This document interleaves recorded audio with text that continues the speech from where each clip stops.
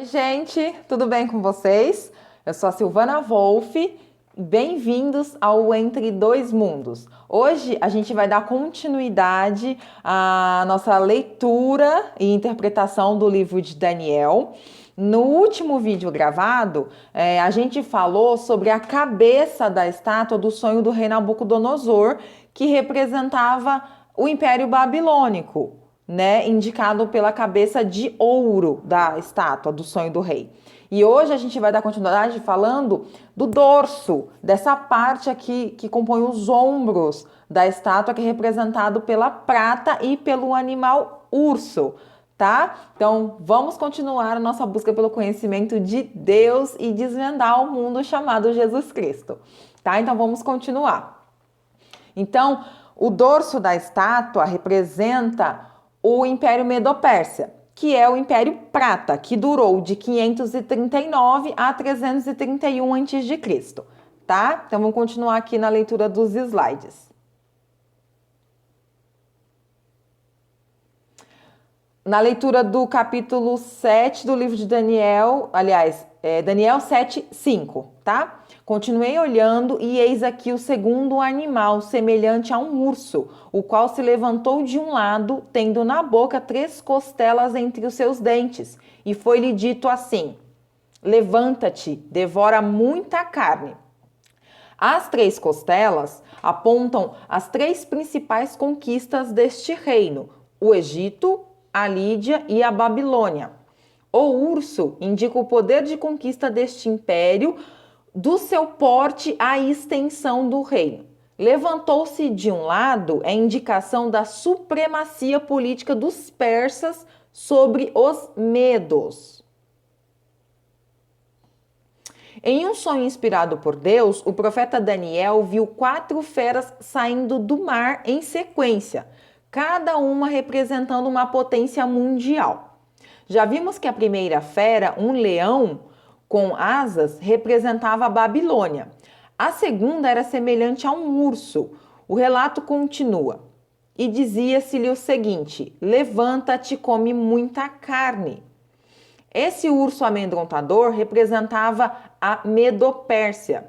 Em cumprimento da profecia de Daniel, a Medo-Pérsia mostrou um apetite insaciável por conquistas. Pouco tempo após a visão de Daniel, Ciro derrotou os medos e guerreou contra os reinos da Lídia e da Babilônia. Seu filho Cambises II conquistou o Egito. Mais tarde, os governantes medo-persas expandiram o império ainda mais. Numa outra visão relacionada com esse assunto, Daniel viu um carneiro dar marradas para o oeste e para o norte e para o sul. A profecia foi cumprida quando a Medo-Pérsia deu marradas contra outras nações, incluindo a poderosa Babilônia. Um anjo de Deus interpretou essa visão dizendo a Daniel: o carneiro que viste, tendo 2 chifres, representa os reis da Média e da Pérsia. Além disso, uns 200 anos antes da derrota da Babilônia, o profeta Isaías predisse tanto o nome do rei persa que a conquistaria, que nem tinha nascido, como a estratégia usada. Isaías escreveu: assim disse o Senhor a seu ungido, a Ciro, cuja direita tomei para sujeitar diante dele nações, para abrir diante dele as portas duplas, de modo que nem mesmo os portões se fecharão. Isaías e Jeremias predisseram que os rios da Babilônia, ou canais alimentados pelo rio Eufrates, que serviam como um fosso de proteção, se secariam. Os historiadores gregos Heródoto e Xenofonte confirmam a exatidão profética da Bíblia, incluindo o fato de que os babilônios estavam se divertindo na mesma noite em que Ciro conquistou a cidade. Após desviar o rio Eufrates, os exércitos de Ciro entraram na cidade pelos portões abertos próximos ao rio, encontrando pouca resistência. Em uma noite, a poderosa Babilônia caiu. Em conformidade com a história, a profecia relata que Belsassar, o sucessor do rei Nabucodonosor, celebrava uma festa no palácio real na noite em que a Babilônia foi tomada. Vamos lá o que está escrito. Havendo Belsazar provado o vinho, mandou trazer os vasos de ouro e de prata que Nabucodonosor, seu pai, tinha tirado do templo que estava em Jerusalém, para que bebessem por eles o rei, os seus grandes, as suas mulheres e concubinas. Então trouxeram os vasos de ouro que foram retirados do templo da casa de Deus, que estava em Jerusalém, e beberam por eles o rei, os seus grandes, as suas mulheres e concubinas. Beberam vinho e deram louvores aos deuses de ouro e de prata, de bronze, de ferro, de madeira e de pedra.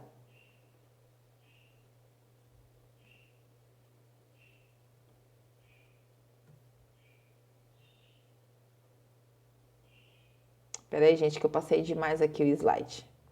Vamos lá. Na mesma hora, apareceram uns dedos de mão de homem e escreviam defronte do castiçal na caiadura da parede do palácio real. E o rei via a parte da mão que estava escrevendo. Então Daniel foi introduzido à presença do rei. Falou o rei e disse a Daniel: És tu aquele Daniel, um dos cativos de Judá que o rei meu pai trouxe de Judá? E tu, Belsazar, que és seu filho, não humilhaste o teu coração, ainda que soubeste tudo isso? Porém te elevaste contra o Senhor do céu, pois foram trazidos à tua presença os vasos da casa dele. Esta, pois, é a escritura que foi traçada. Mene, mene, tekel, peres. Esta é a interpretação daquilo. Mene, contou Deus o teu reino e o acabou. Tekel, pesado foste na balança e foste achado em falta. Pérez, dividido está o teu reino e entregue aos Medo e Persas. Naquela mesma noite, Belsazar, o rei dos caldeus, foi morto. E Dario, o Medo, recebeu o reino, tendo cerca de 62 anos de idade.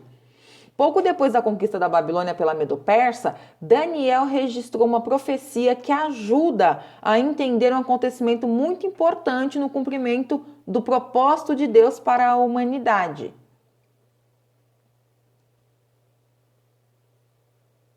Gente, a passagem do slide aqui está um pouco lenta. Deixa eu ver.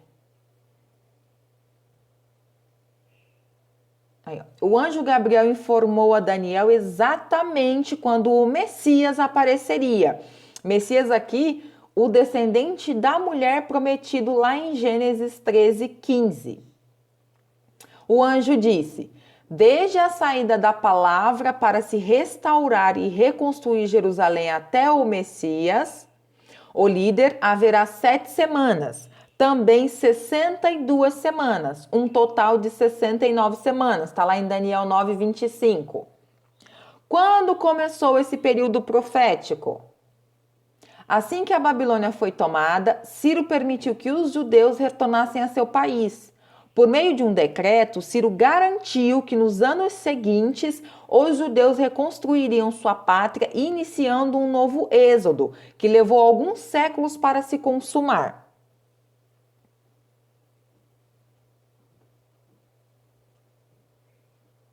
Daí, então, começou a contagem das 69 semanas. Esse fato, por sua vez, levou ao cumprimento incrível de outra profecia.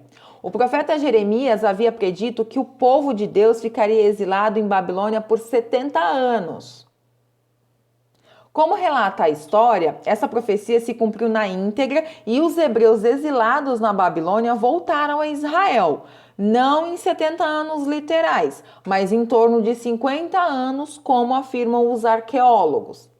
A profecia de 69 semanas dita pelo anjo não são semanas literais de 7 dias, mas de anos. É por isso que algumas traduções da Bíblia vertem a expressão semanas por semanas de anos. Foi dito que o Messias apareceria após um período de 69 semanas de 7 anos cada, somando um total de 483 anos. A isso veremos detalhadamente na linha do tempo.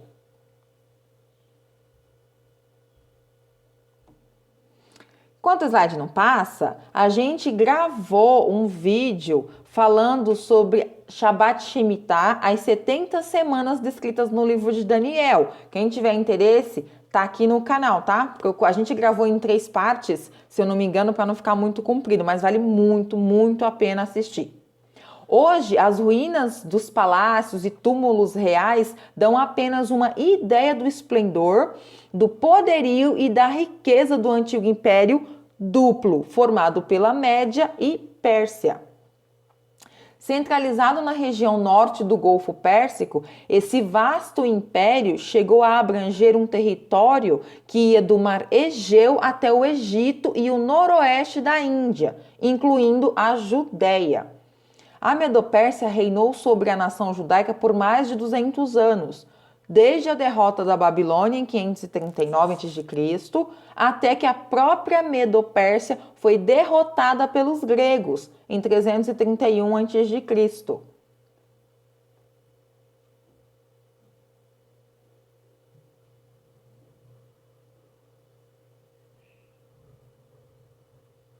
Muitos livros bíblicos comentam os eventos importantes que ocorreram naquela época. Os persas construíram um grande império. Com apenas 3 reis, ampliaram seus domínios, conquistando os egípcios, hebreus, fenícios, assírios e os babilônios. Para controlar tudo, construíram grandes estradas que facilitavam as comunicações. No final do século VII, os medos dominavam os persas. Ciro, em 550 a.C., venceu totalmente os medos. Como ele era rei da Pérsia, promoveu assim a unificação dos 2 povos, formando um único império. Com Ciro, a Medopérsia expandiu seus domínios conquistando a Lídia, colônias gregas da Ásia, a Lídia, né, e colônias gregas da Ásia Menor.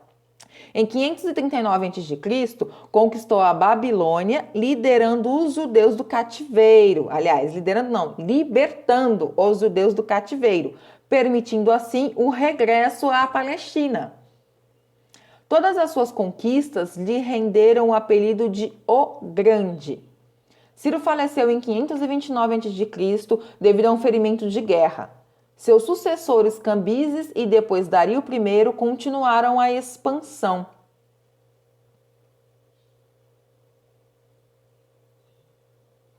Dario I levou o império ao seu apogeu e foi considerado um administrador exemplar.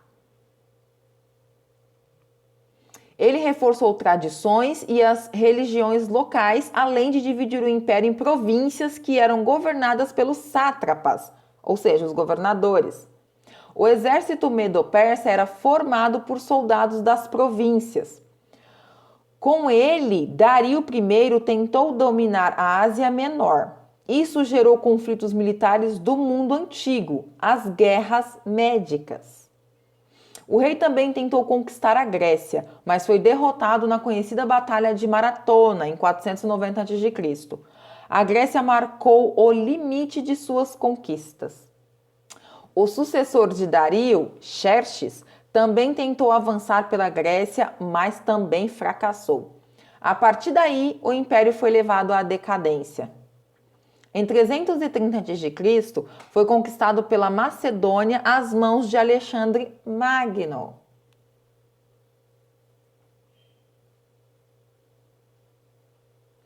A Medopérsia nas profecias. Vamos ler Daniel 8, do 1 ao 2. No ano 3º do reinado do rei Belsazzar, apareceu-me uma visão, a mim, Daniel, depois daquela que me apareceu no princípio. E na visão que tive, parecia-me que estava na cidade de Suzã, na província de Elão. E conforme a visão, eu estava junto ao rio Ulai. Levantei os olhos e olhei, e eis que estava em pé diante do rio um carneiro que tinha 2 chifres. E os 2 chifres eram altos, mas um era mais alto do que o outro, e o mais alto subiu por último.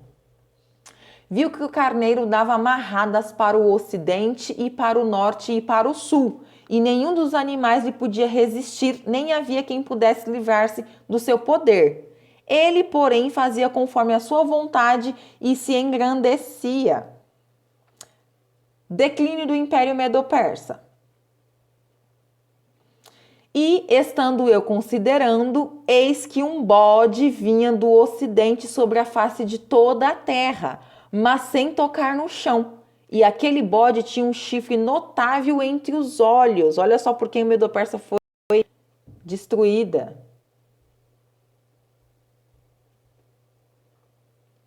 E dirigiu-se ao carneiro que tinha os 2 chifres, ao qual eu tinha visto em pé diante do rio, e correu contra ele no furor da sua força. Viu chegar perto do carneiro, e movido de cólera contra ele, o feriu e lhe quebrou os 2 chifres. Não havia força no carneiro para lhe resistir, e o bode o lançou por terra, e o pisou aos pés. Também não havia quem pudesse livrar o carneiro do seu poder. A profecia continua com a próxima história.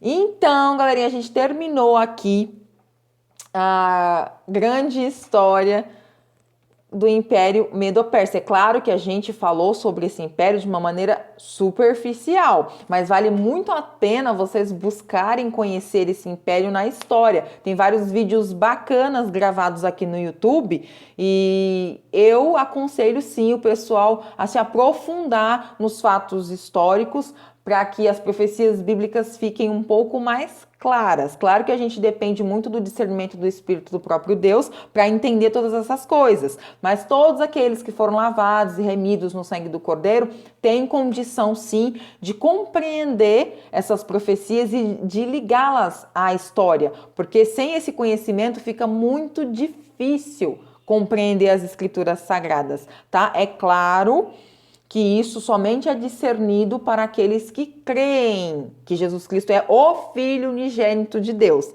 tá? Porque daí a gente recebe o dom da fé, o dom correto, né? Através da crença correta em Jesus Cristo, para discernir todas essas coisas. E é óbvio que o conhecimento histórico vale muito, muito a pena e ajuda muito na hora de entender essas profecias, tá? Então, tentem buscar mais informações sobre esse império. Tentem buscar informações sobre as guerras médicas, que daí vai ficar um pouquinho mais claro. E no próximo vídeo a gente vai falar do Império Grego, né? Que teve o seu ápice, seu apogeu com Alexandre o Grande, tá? E aí vocês vão entender essa última profecia aqui do bode que vinha dando amarradas. Combinado? Então, até o próximo vídeo. Fiquem todos com Deus e muito obrigada pela companhia até aqui. Até mais!